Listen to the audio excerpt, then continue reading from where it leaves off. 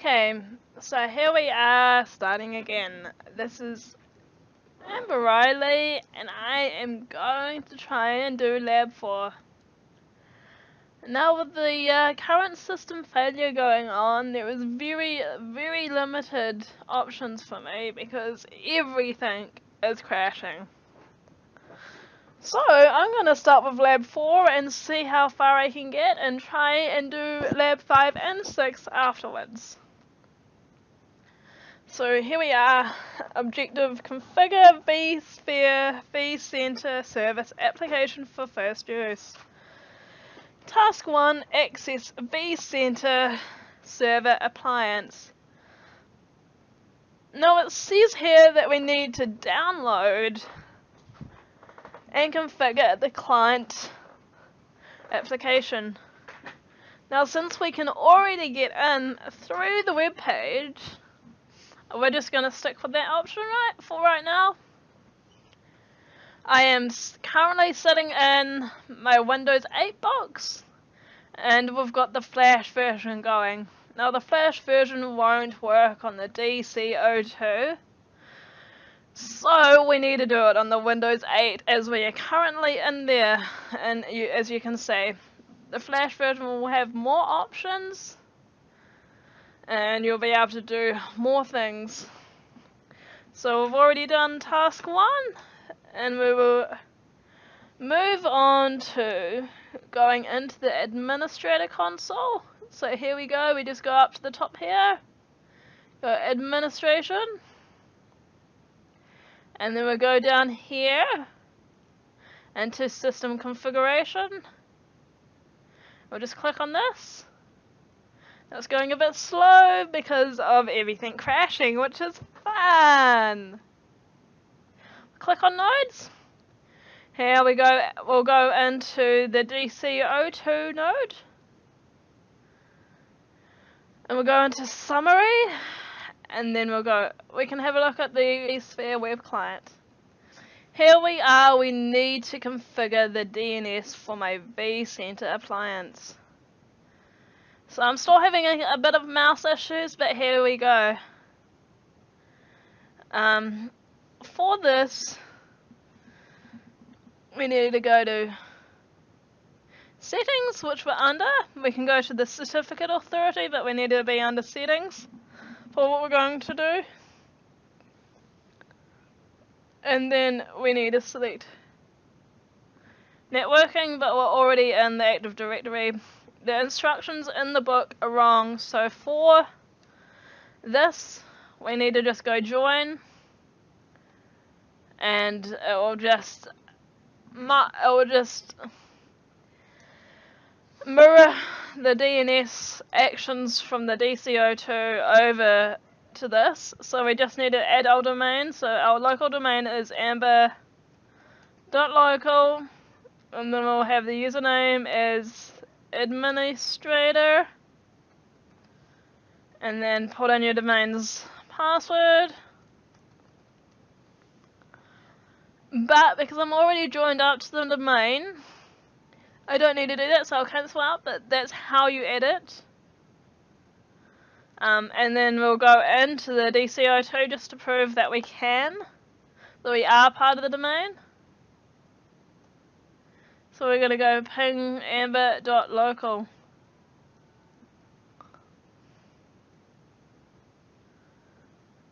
So there we go.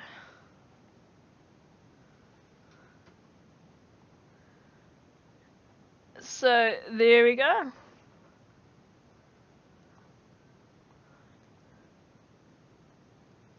So the vCenter appliance will mirror off the DNS settings from the DC02, so you won't need to worry about that. So we'll just continue on to task 2, install vCenter server application and host license keys. So we're just going to go back. We're going to go back under administrator again. So we're right here under administration, and then we're going to go to licensing and licenses. And we're just gonna click on licenses up the top pane here. And here we can see our licenses. And we can see what they're for. If we go across here,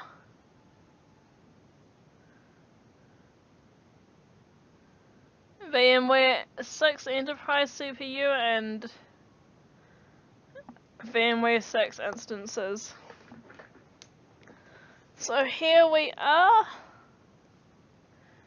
We need to create new license, which is right here. And I'm going to walk you through it, but I already have licenses. So here we've got the license sitting there, and we're just going to click next on the wizard.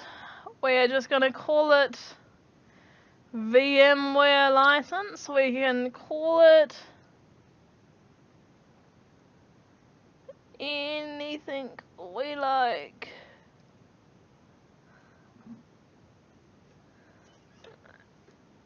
Well, yeah, we can call it anything that we like. So VMware license. We're just going to go next. VMware, and then we can see all the different configuration for that license. But I don't need to edit at this point, so I'm going to go back. I'm just showing you how to add a license. So there we go, and we'll cancel it off. So we have that sitting there, that is, and then once we've done this, we will go into the Assets tab, and my mouse is still being a dick, so we can see our assets there, and we can go assign license right here. So we're assigning the license that we've just made. So we can go assign that license or assign that license, or we go create, and we can also create a license from this. So we can create a new license, or we can view the license keys, and in here we assign those licenses to the ones that we've just made. But we'll get out of here right now. So there you go, that's task 2 done. And we'll move on to task 3. Now task 3 is creating a data center object. So here we're just going to navigate back to the home page. So we're going to navigate back to home, and we're going to go into hosts and clusters. So we can see what's going on right now. We can see all the issues that I'm having and how much fun I am having. So in this one, hosting clusters, and then we'll right click the server application. So we will just go new data center.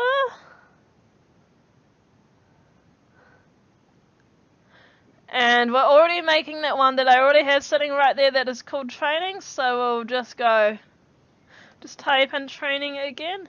But again, because I've already just created this, I don't actually need to create it. I'm just showing you how to do it. So click yes, okay, and it will create it. Click cancel and it will cancel out. But there, we've created it. And then we can see our data stores in this pane. We've got all these data stores. Got this one, and we can go into this summary to see how it's going, see what's going on in it, etc. And then we'll move on to task 4, which is adding your ESXi host to the vCenter server inventory. So in this, in this, I already have added this, but I'll walk you through it. Now for this, I configured another ESXi host, which is right here.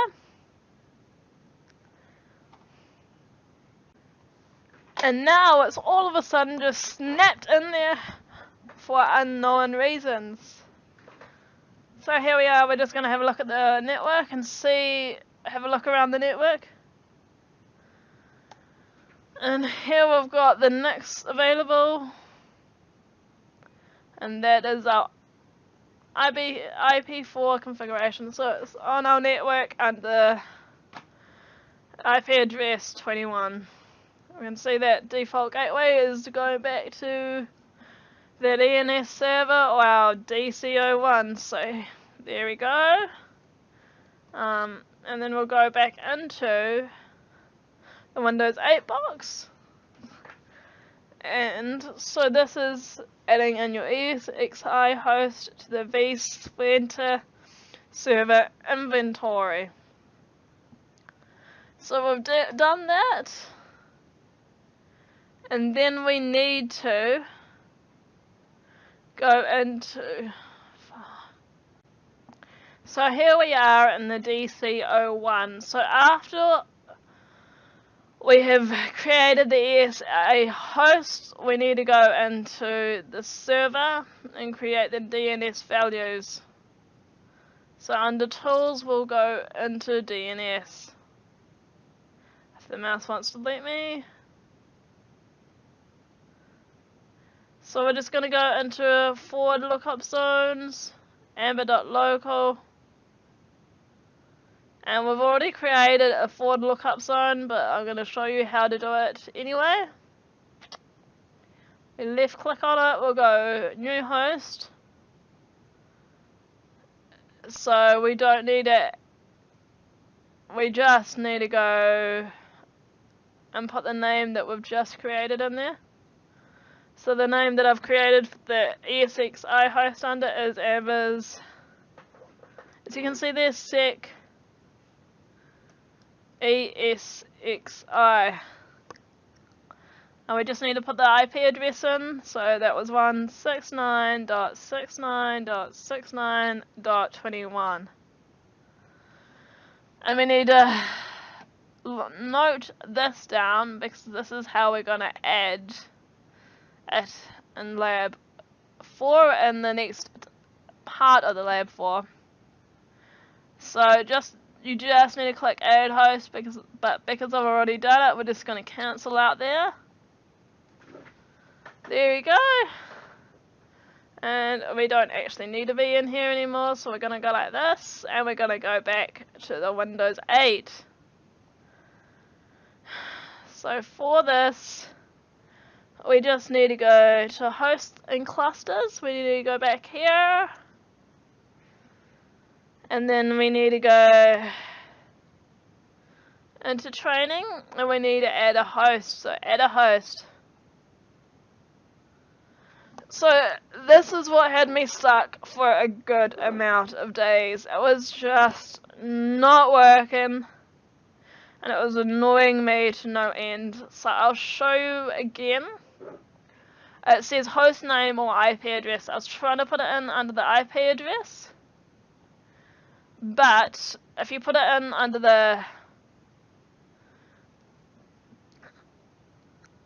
this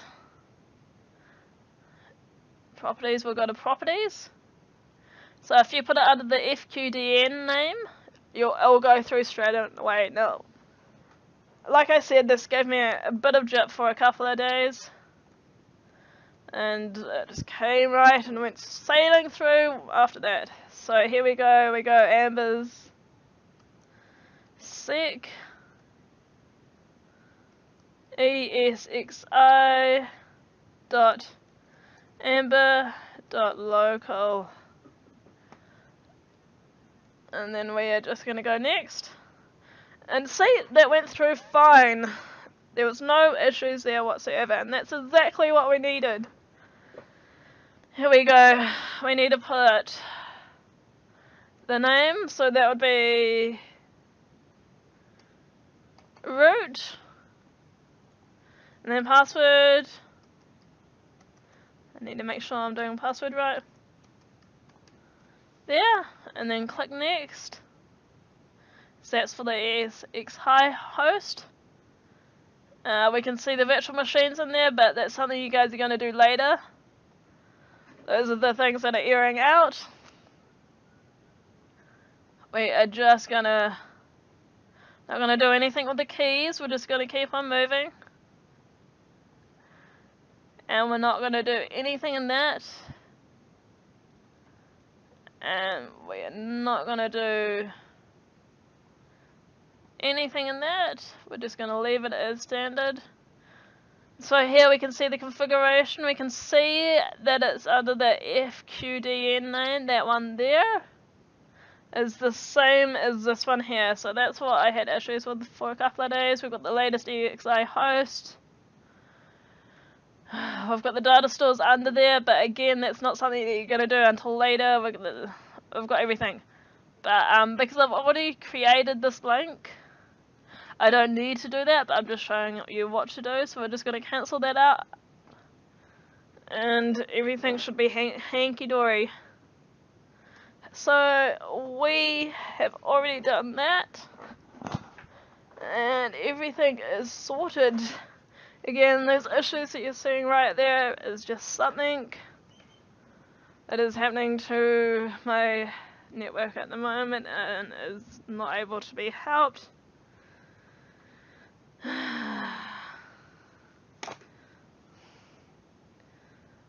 And then we can select our ESXi host here. And everything's got warnings on it. We can click summary.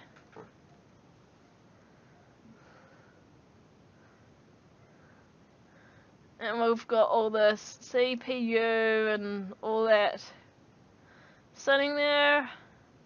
Hypervisor model, processor type, rah. Now we need to move on to task 5, which is configure your ESXi host as an NTP client. Now that was a mouthful. Now we need to go into the ESXi host. We're sitting here, and then we need to go into the configuration, and then we need to find system under here. So this will take a little bit. Now the instructions in the book are a little bit off to what you're actually going to do. All through the labs, things are not going to be where they should be. So it should be in the Manage tab under settings, but in the Configuration tab under the System Settings, and we're going to go to Time Configuration, which is right here. And we just need to go to edit. Okay, so here we've got manually configure the date and time of host, and then we've got use network time protocol, enable NTP. And this should have already been on, but because I'm having so many issues within my system itself, it's just not getting there. So it says that it stopped, and we just need to start it up. So we're going to click start, and then just go OK. And then it says it's 7:15 there. And it says it's 7:15 there, so the NTP client is up and running and going well. So, yep, that is the end of Lab 4. Hooray, we finally got there.